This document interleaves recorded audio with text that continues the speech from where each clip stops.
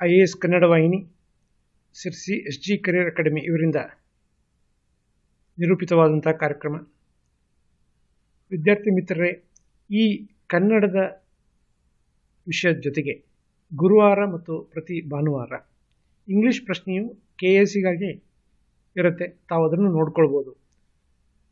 ಪ್ರಾರಂಭದಲ್ಲಿ ನಾವು ಎನ್ವೈರ್ಮೆಂಟ್ ವಿಷಯವನ್ನು ತೆಗೆದುಕೊಂಡಿದ್ದೀವಿ, ಅದರ ಚರ್ಚೆನೂ ಇರುತ್ತೆ ಇಂಗ್ಲೀಷ್ನಲ್ಲಿ, ಅದನ್ನು ನೋಡ್ಕೊಳ್ಬೋದು. ಸೊ ಇವತ್ತಿನ ಈ ವರ್ಣಚಿತ್ರಕಲೆ ಹೇಳುವಂಥ ಭಾಗವನ್ನು ನಿನ್ನೆ ಪ್ರಾರಂಭ ಮಾಡಿದ್ವಿ. ಅದರ ಎರಡನೇ ಭಾಗವನ್ನು ಇವತ್ತು ಮುಂದುವರಿಸ್ತಾ ಇದ್ವಿ. KS ಪ್ರಿಲಿಮಿನರಿ ಸಿದ್ಧತೆ ಭಾಗ 102ರಲ್ಲಿ. ನೋಡಿ, ವರ್ಣಚಿತ್ರಕಲೆಯ ಭಾಗ 2ರಲ್ಲಿ ಹಾಗಾದರೆ ಅಜಂತ ಎಲ್ಲೋರ ಗುಹೆಗಳು ಅಂತೇಳಿ ನಿನ್ನೆ ಹೇಳಿದ್ವಿ. ಇಲ್ಲಿ ಈ ಚಿತ್ರಗಳ ಮುಖ್ಯ ಗುರಿ ಏನು? ಮುಖ್ಯ ಗುರಿ ಧರ್ಮ ಬೋಧನೆ. ಹೆಚ್ಚಾಗಿ ಈ ಆಧ್ಯಾತ್ಮಿಕ ವಿಷಯ, ಧರ್ಮದ ವಿಷಯ ಇಂಥವುಗಳನ್ನು ಜನರಿಗೆ ತಿಳಿಸಲು ಮಾಡಿದಂತಹ ವರ್ಣಲೇಪನ ಅಥವಾ ವರ್ಣಚಿತ್ರಕಲೆ ಅಂತ ಇಟ್ಕೊಳ್ಬೋದು. ಹಾಗಾದರೆ ಅಲ್ಲಿ ಬಳಸಿರುವಂಥ ಬಣ್ಣಗಳು ಸಾಮಾನ್ಯವಾಗಿ ಮುಖ್ಯ ಬಣ್ಣಗಳು ಯಾವ್ಯಾವುದು? ಕೆಂಪು, ಹಸಿರು, ಹಳದಿ, ನೀಲಿ ಬಣ್ಣಗಳಿಂದ ಲೇಪಿತವಾದ ಭಿತ್ತಿ ಚಿತ್ರಗಳು ಅಂತ ಹೇಳ್ಬೋದು. ನೋಡಿ, ಹಾಗಾದರೆ ಈ ಬಣ್ಣ ಹಾಕುವ ಕ್ರಮ ಹೇಗೆ ಬಂತು ಅಥವಾ ಅದರ ಹೆಸರುಗಳು ಏನು ಹೇಳುವಂಥದ್ದು. ಬಣ್ಣ ಹಾಕುವ ಕ್ರಮ 2 ಥರ. ಫ್ರೆಸ್ಕೋ, ಬ್ಯೂನೋ ಹೇಳುವಂಥದ್ದು ಅಂದರೆ ಹೆಚ್ಚು ಕಾಲ ನಿಲ್ಲುವ ವರ್ಣಲೇಪನಗಳು. ಫ್ರೆಸ್ಕೋ, ಬ್ಯೂನೋ ಹೇಳುವಂಥದ್ದು ಹೆಚ್ಚು ಕಾಲ ನಿಲ್ಲುವ ವರ್ಣಲೇಪನಗಳು ಅಂದರೆ permanent, some kind of permanent painting ಅಂತ ತಗೊಳ್ಬೋದು. ಅದೇ ಫ್ರೆಸ್ಕೋ ಸೆಕೋ ಎಂಬುದು ಗಾರೆ ಒಣಗಿದ ಮೇಲೆ ಚಿತ್ರ ಬರೆಯುವಂಥದ್ದು. ಅಂದರೆ ಎರಡನೇ ರೀತಿ, ಹೆಚ್ಚು ಕಾಲ ನಿಲ್ಲುವಂಥದ್ದಲ್ಲ, ಅದು ಸ್ವಲ್ಪ ಅಲ್ಪಕಾಲಿಕ ಅಂತ ಇಟ್ಕೊಳ್ಬೋದು. ಸೊ ಹೀಗೆ 2 ರೀತಿಯ ಅಂಶಗಳು ಬರುತ್ತೆ. ಇನ್ನು ಈ ಫ್ರೆಸ್ಕೋ ಬ್ಯೂನೋ ವಿಧಾನದಲ್ಲಿ ಭಾರತದ ಸಾಂಪ್ರದಾಯಿಕ ರೀತಿಯಲ್ಲೇ ಇದನ್ನು ತಯಾರು ಮಾಡ್ತಾ ಇದ್ರು. ಅಂದರೆ ಮರಳು ಮತ್ತು ಧಾತು ಮಿಶ್ರಿತ ಮಣ್ಣು,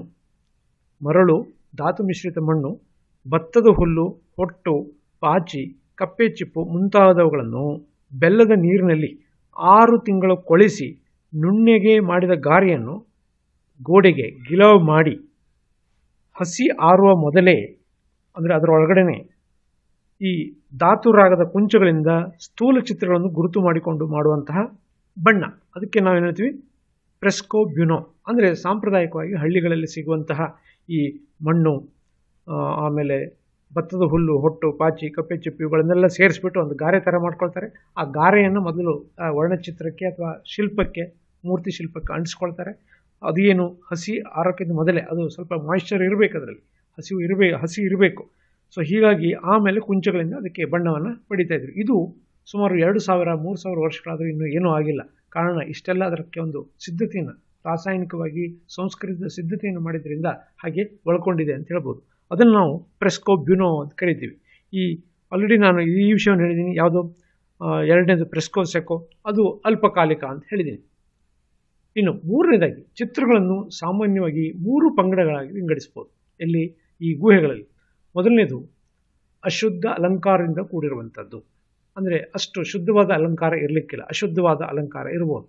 ಇನ್ನು ಬಿ, ಶುದ್ಧ ರೂಪಾತ್ಮಕವಾದದ್ದು, ಶುದ್ಧ ರೂಪದಿಂದ ಕೂಡಿರುವಂಥದ್ದು ಎರಡನೇದು. ಮೂರನೇದು ಕಥನಾತ್ಮಕವಾದವು, ಅಂದರೆ ಕಥನಗಳಿಂದ ಕೂಡಿರುವಂಥ ಅಂಶಗಳು. ಅಂದರೆ ಅದರಲ್ಲಿ ಸಾಲು ಸಾಲಾಗಿ ಈ ಪುರಾಣ ಅಥವಾ ಗಂಧರ್ವರು ಇಂತಹ ಚಿತ್ರಗಳು ಬರುವಂಥದ್ದು. ಅದು 3ನೇ ಥರದ್ದು, ಕಥನಾತ್ಮಕವಾದದ್ದು ಅಂತೇಳಿ.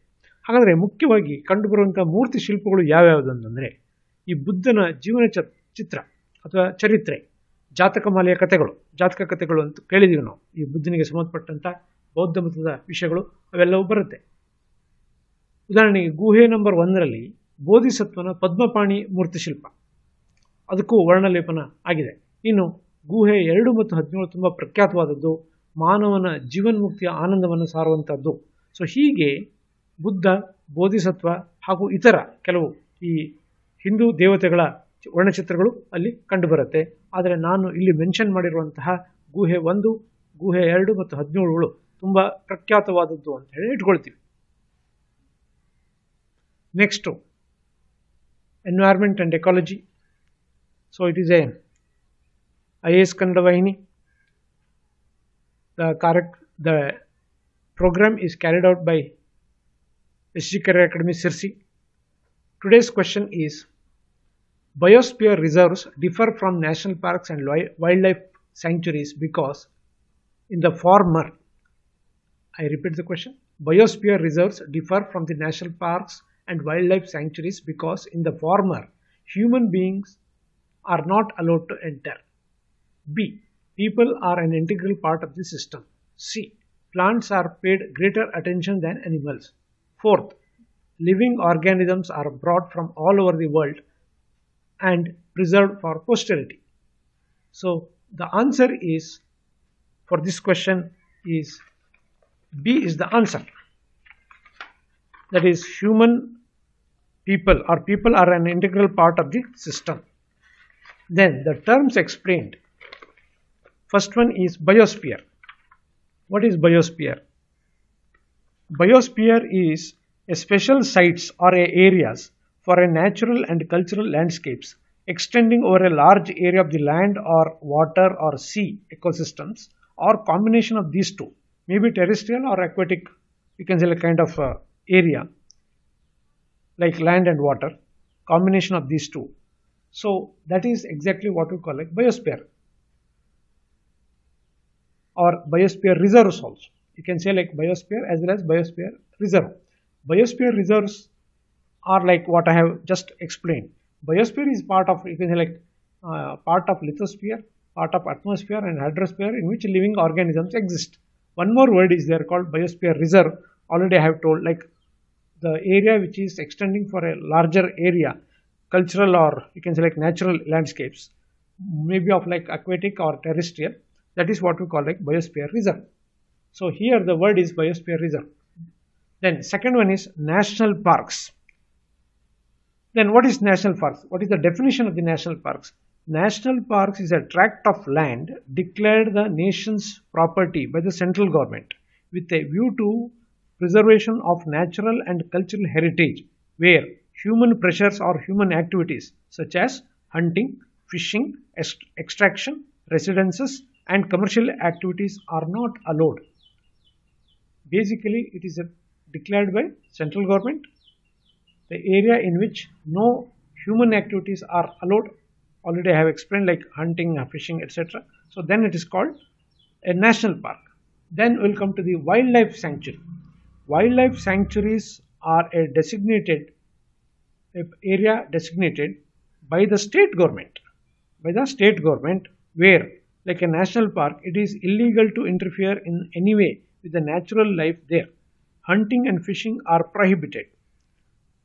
Apart from this or in addition to this, some activities are allowed with special permits, that is in the wildlife sanctuaries, whereas in the national parks totally prohibited, whereas in the wildlife sanctuaries some minimum activities are allowed. Whereas in the wildlife sanctuary is the area designated by state government, whereas in the national park it is designated by the central government. So for this question answer is B. People are an integral part of the system.